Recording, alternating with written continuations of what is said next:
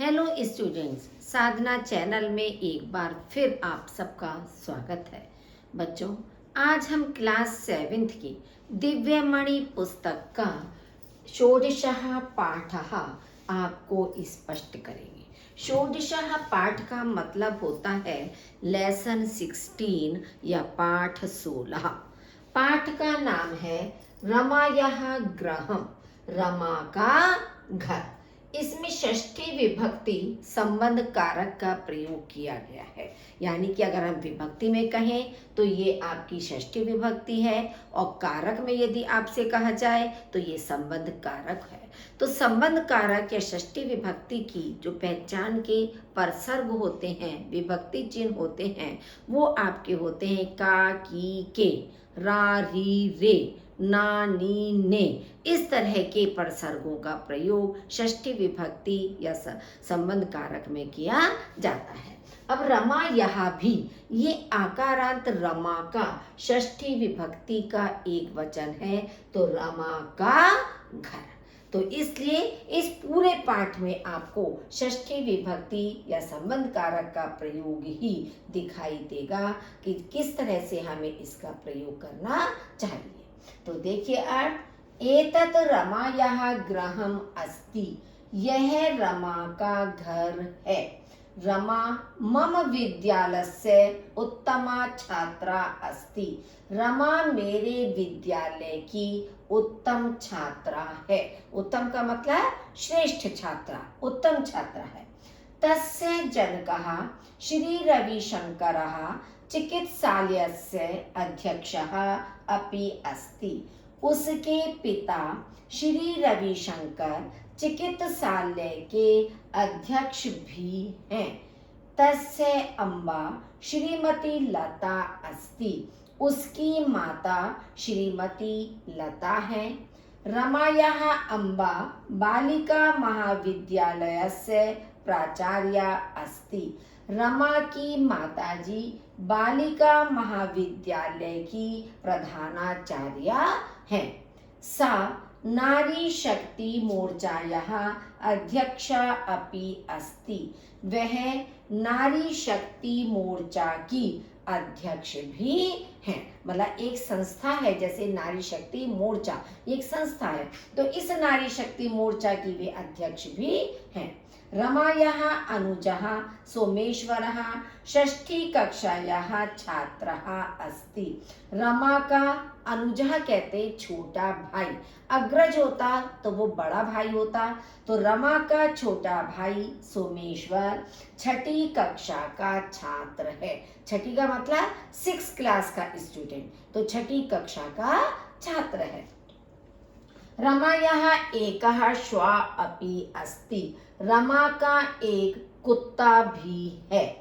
तस्य केशः अति दीर्घः कोमलः च सन्ति, उसके केश, केश माने बाल, उसके बाल अत्यधिक लंबे और कोमल हैं। दीर्घ कहते हैं लंबे को, तो उसके बाल अत्यधिक लंबे और कोमल हैं।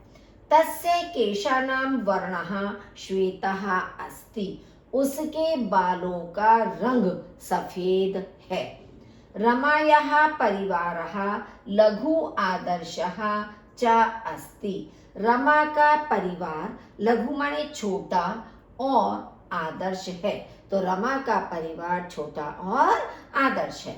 लघु परिवारः सुखी संपन्नः समृद्धः च भवति, छोटा परिवार सुखी संपन्न और समृद्ध होता है। एतत् उद्यानस्य चित्रम् अस्ति, यह बगीचे का चित्र है। अत्र विविधाः वृक्षाः सुंदराणि पुष्पाणि च सन्ति, यहाँ अनेक प्रकार के वृक्ष और सुंदर फूल सन्ति माने हैं, तो यहाँ अनेक प्रकार के वृक्ष और सुंदर फूल हैं। वृक्षाणाम उपरि फलानि सन्ति, वृक्षों के ऊपर फल हैं। पुष्पाणाम उपरि भ्रमरः गुंजन्ति, फूलों के ऊपर भौरे गूंजते हैं। अत्र बालिकानां समूह बालकानां समूह च क्रीडतः। यहाँ बालिकाओं का समूह और बालकों का समूह खेलते हैं, यानी लड़कियों का समूह और लड़कों का समूह खेलते हैं। युवयोः गृहे कुत्र स्तः, तुम दोनों के घर कहाँ हैं? युष्माकं पुस्तकानि अत्र न सन्ति, तुम्हारी पुस्तकें यहाँ नहीं हैं। ते आवयोः चित्रे स्तः, वे सब हम दोनों के चित्र में हैं। तानि अस्माकं पुष्पाणि सन्ति, वे हमारे फूल हैं। तानि माने वे हमारे फूल हैं। अस्माकं भारत देशः अति विशालः अस्ति, हमारा भारत देश अत्यधिक विशाल है या बहुत विशाल है। अस्मिन् देशे विविधानां धर्माणां समूहः अत्र सौहार्देन तिष्ठन्ति, इस देश में विविध धर्मों के समूह यहाँ सौहार्द से या मित्रता से रहते हैं। विवेकस्य विद्यालयः तत्र अस्ति, विवेक का विद्यालय वहाँ है। तस्य विद्यालयः गृहस्य समीपे अस्ति, उसका विद्यालय घर के पास में है। छात्राः प्रातः विद्यालयम् आगच्छन्ति, छात्र प्रातःकाल विद्यालय आते हैं। अद्य विवेकस्य जन्मदिवसः अस्ति, आज विवेक का जन्म दिवस है। अद्य तस्य जन्मदिवसस्य उत्सवः अस्ति, आज उसके जन्म दिवस का उत्सव है। तस्य जनकः अति प्रसन्नः अस्ति, उसके पिता अत्यधिक प्रसन्न हैं या अत्यधिक खुश हैं। यतः अद्य तस्य सुतस्य जन्मदिवसः अस्ति, क्योंकि आज उनके पुत्र का जन्म दिवस है। तो आपने बच्चों देखा होगा कि रेड कलर से जितने भी शब्द लिखे हुए हैं उन सब में षष्ठी विभक्ति का प्रयोग किया गया है। जैसे आप देखिए अधिकांश विवेकस्य, तस्य, गृहस्य, तस्य, जन्मदिवस्य, फिर तस्य, सुतस्य, यहाँ भी तस्य है। बस एक विद्यालयम अलग है, विद्यालयम आपका द्वितीय विभक्ति का एक वचन है, लेकिन अधिकांश रेड कलर में लिखे हुए शब्दों में षष्ठी विभक्ति या संबंध कारक का प्रयोग किया गया है। ये आपके शब्दार्थ दिए हुए हैं बच्चों। शब्दार्थ हर लेसन के साथ ही साथ याद करते रहिए, क्योंकि जब तक आपको शब्दों का अर्थ नहीं मालूम होगा तो किसी भी पंक्ति का अर्थ करना आपके लिए मुश्किल होगा, प्रश्नों को समझना आपके लिए मुश्किल होगा। तो इन सब की सुविधा के लिए शब्दार्थ का याद होना जरूरी है। और बच्चों, जो भी वीडियो आप देखते हैं उसे लाइक जरूर किया कीजिए, शेयर कीजिए अपने साथियों के साथ, और यदि चैनल को सब्सक्राइब नहीं किया तो प्लीज़ चैनल को सब्सक्राइब भी कीजिए और बेल आइकन प्रेस कीजिए ताकि आने वाली वीडियो की नोटिफिकेशन आपको प्राप्त हो सके। तो देखिए इसके प्रश्न उत्तर। फर्स्ट है, निम्नलिखित प्रश्नों के उत्तर संस्कृत में लिखिए।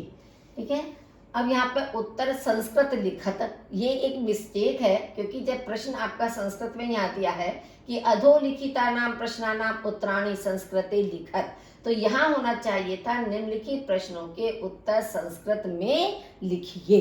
तो यहाँ ये मिस्टेक है थोड़ी। एतत् गृहं कस्य अस्ति, यह घर किसका है।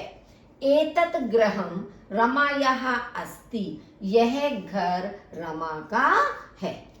रमा कीदृशी छात्रा अस्ति, रमा कैसी छात्रा है।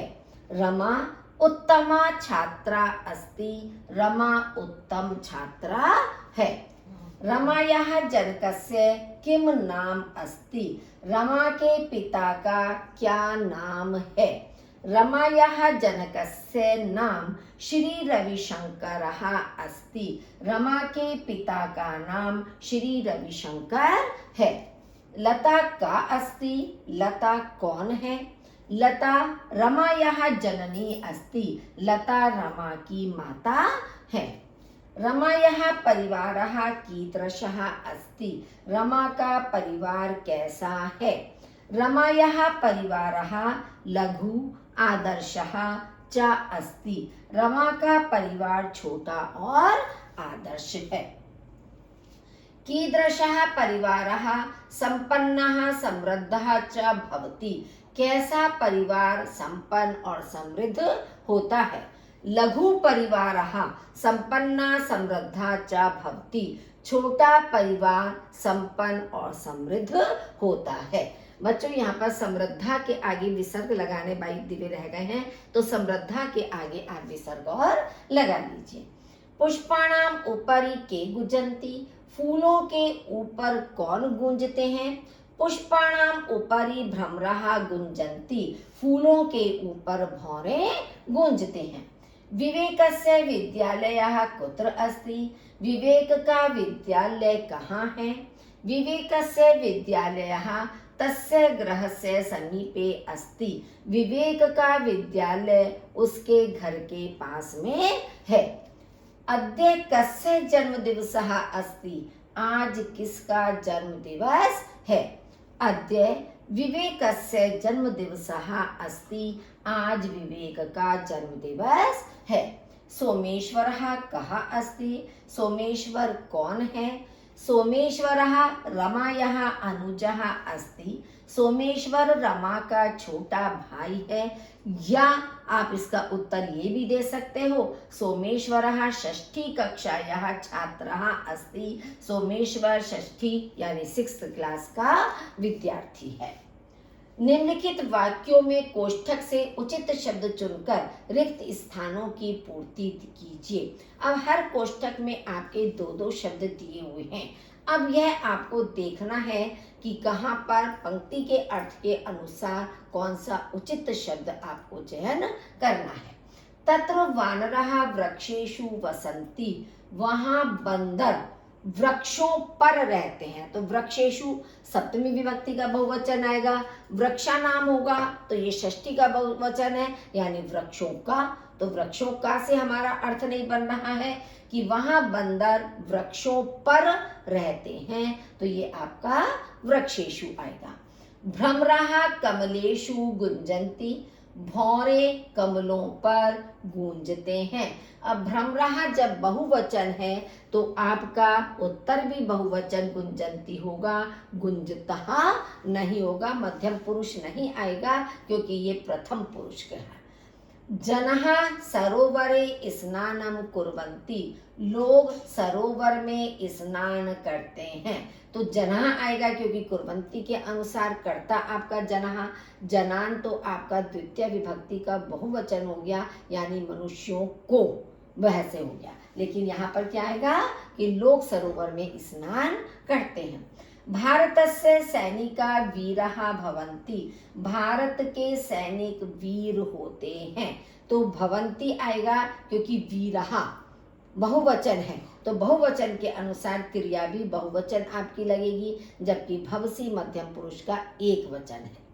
चंद्रस्य प्रकाशः शीतलः भवति, चंद्रमा का प्रकाश शीतल होता है क्योंकि उष्ण का मतलब गर्म होता है। अब चंद्रमा तो ठंडा होता है, गर्म नहीं होता है। सूर्य होता तो उष्ण हो जाता, तो इसलिए हमारा सही शब्द होगा शीतलः। अद्य विवेकस्य जन्मदिवसः अस्ति, आज विवेक का जन्मदिवस है। तो अस्ति आएगा क्योंकि संति बहुवचन का रूप है। अब आप देखिए वाक्य बनाइए। इधर आपके शब्द दिए हुए हैं, इन शब्दों का प्रयोग करते हुए आपको संस्कृत में वाक्य बनाने हैं। जैसे फर्स्ट है चित्रम, एतत् चित्रम मम मातुः अस्ति, यह चित्र मेरी माता का है। तो मातुः षष्ठी का एक वचन है, माता का, लेकिन हमें बनाना किससे था, चित्रम से। तो ये चित्रम आपका आ गया, यह चित्र मेरी माता का है। श्वः, श्वः कहते हैं कुत्ते को। रमायाः श्वानः, श्वानः भी कर सकते हो, श्वाः भी कर सकते हो कि रमायाः श्वानः श्वेतः अस्ति, रमा का कुत्ता सफेद है। पुष्पाणि, उपवने अनेकानि पुष्पाणि विकसन्ति, बगीचे में अनेक फूल खिलते हैं। भ्रमरः भौरे, पुष्पेषु भ्रमरः गुंजन्ति, फूलों पर भौरे गूंजते हैं। युवयोः पुस्तकानि कुत्र सन्ति, तुम दोनों की पुस्तकें कहाँ हैं। सुतस्य अद्य मम सुतस्य जन्मदिवसः अस्ति, तो सुतस्य का क्या हो गया, पुत्र का, कि आज मेरे पुत्र का जन्म दिवस है। पुल्लिंग शब्दों के षष्ठी विभक्ति के उचित रूपों से रिक्त स्थानों की पूर्ति कीजिए। उचित रूपों से आएगा या रूपों के द्वारा।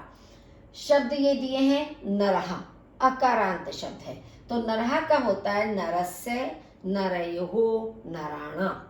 काकः, काकस्य, काकयोः, काकाणाम्। देखिए एक जैसे रूप चलेंगे, ये ध्यान रखिए। देखिए पुल्लिंग शब्द है, पुल्लिंग में भी ये अकारांत है क्योंकि रा के अंत में अ है, र और अ मिलकर आपका पूरा रा बना है, वरना व्यंजन हलंत वाला आधा होता है। इसी तरह से का में है, तो जितने भी आपके शब्द दिए हैं ये सब अकारांत हैं और एक जैसे रूप आपके चलेंगे।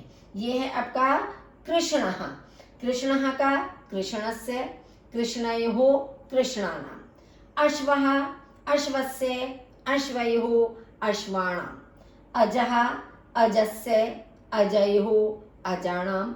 मातुलः, मातुलस्य, मातुलयोः, मातुलानाम्। ठीक है, तो ये आपके एक जैसे रूप हैं पुल्लिंग में अकारांत। स्त्रीलिंग शब्दों के षष्ठी विभक्ति के उचित रूपों के द्वारा रिक्त स्थानों की पूर्ति कीजिए। अब ये आपके स्त्रीलिंग हैं। स्त्रीलिंग में जैसे आकारांत, आ की मात्रा लगी हुई है, देखिए सब में आ की मात्रा लगी है। अजा, अश्वा, कमला, वसुधा, लता, ललना, सब में आ की मात्रा है, ये आकारांत स्त्रीलिंग है। तो इन सब के रूप एक जैसे चलेंगे। अजायः, अजयोः, अजानाम्। अश्वा का अश्वायः, अश्वयोः, अश्वानाम्। कमला, कमलायः, कमलयोः, कमलानाम्। वसुधा, वसुधायः, वसुधयोः, वसुधानाम्। लता, लतायः, लतयोः, लतानाम्। ललना, ललनायः, ललनयोः, ललनानाम्। तो एक जैसे एक ही रूप याद कर लेंगे तो बाकी सारे रूप भी आप उसी के अनुसार चला सकते हैं। अब कोष्ठक में दिए गए शब्दों में षष्ठी विभक्ति लगाकर रिक्त स्थानों को पूरा कीजिए। जैसे गंगा शब्द आपका कोष्ठक में दिया हुआ है, इसमें आपको षष्ठी विभक्ति का प्रयोग करना है। इससे ऊपर अभी आपने स्त्रीलिंग के रूप चलाए थे, तो गंगा भी आपका स्त्रीलिंग रूप है, आकारांत है, तो षष्ठी विभक्ति का रूप आपका होगा ऊपर के अनुसार गंगायाः। तो गंगायाः प्रवाह तीव्रः अस्ति, गंगा का प्रवाह तेज होता है या तेज है।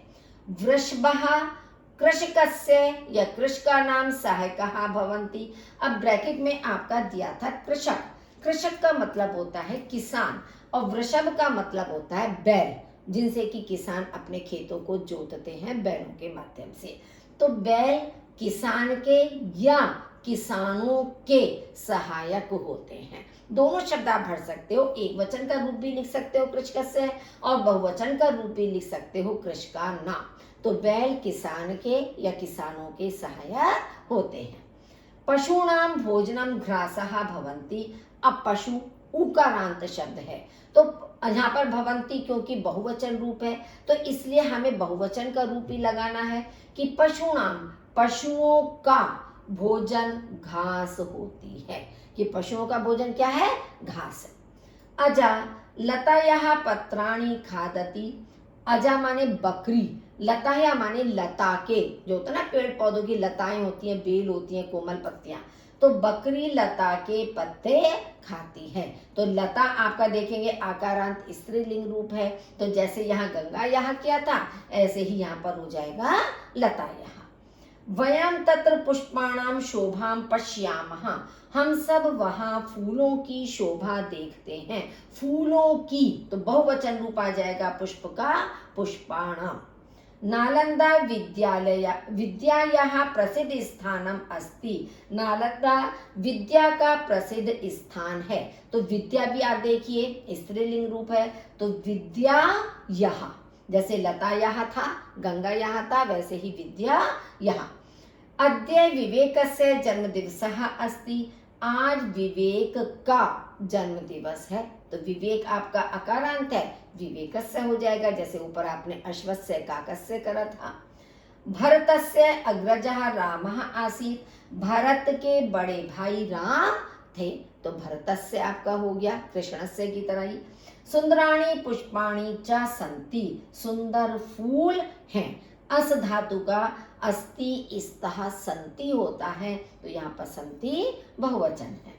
एतत् उद्यानस्य चित्रम अस्ति। यह उद्यान का चित्र है, तो उद्यानस्य। तो इस तरह से ये षष्ठी विभक्ति का प्रयोग था। निम्नलिखित वाक्यों का संस्कृत में अनुवाद कीजिए। मोहन का भाई पुस्तक लाता है। मोहन का षष्ठी विभक्ति आएगी इसमें, तो मोहनस्य। भाई का मतलब भ्राता, पुस्तकम लाता है आनैति। नैति का मतलब होता है ले जाता है, और आनैति का मतलब होता है लाता है। तो मोहनस्य भ्राता पुस्तकम आनैति। राकेश के पिता केले लाते हैं। तो राकेश के षष्ठी विभक्ति, राकेशस्य पिता कदली फलानी आनैति। कदली फल कहते हैं केला। अब केले बहुवचन है, तो कदली फलानी आनैति। तुम्हारा घर कहाँ है। तुम्हारा षष्ठी का एक वचन होता है तव। तव गृहम कुत्र अस्ति। तुम्हारा घर कहाँ है। तुम्हारी बकरी कहाँ है। तव अजा कुत्र अस्ति। तुम्हारी बकरी कहाँ है। अगर होता बकरा तो अजहा विसर्ग लग जाते, बकरी है तो स्त्रीलिंग अजा होगा। रमा लता के साथ खेलती है। रमा लतया सह क्रीडति। क्योंकि देखिए साथ सह शब्द के योग में हमेशा आपका तृतीया विभक्ति का एक वचन होता है, तो इसलिए लतया आएगा आपका कि रमा लतया सह क्रीडति। तुम्हारी पुस्तकें यहाँ नहीं हैं। तव पुस्तकानि अत्र न सन्ति। तुम्हारी पुस्तकानि, जैसे पुस्तकम पुस्तके पुस्तकानि बहुवचन आ जाएगा कि तुम्हारी पुस्तकें यहाँ नहीं हैं। यह राम की किताब है। एतत् रामस्य पुस्तकम अस्ति।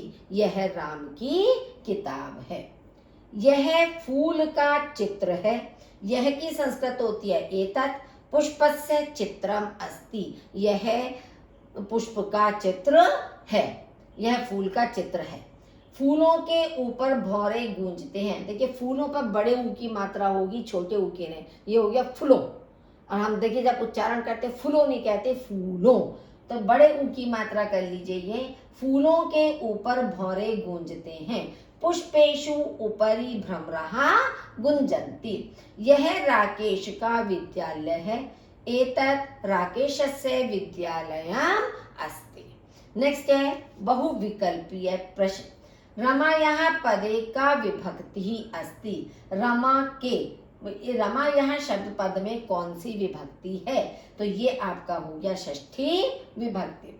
षष्ठी कक्षायां कः पठति। षष्ठी कक्षा में कौन पढ़ता है। रामः अनुजः रोहणः सोमेश्वरः। सोमेश्वरः पढ़ता है जो कि रमा का भाई है। तो इस तरह बच्चों आज ये पाठ आपको स्पष्ट हो गया होगा।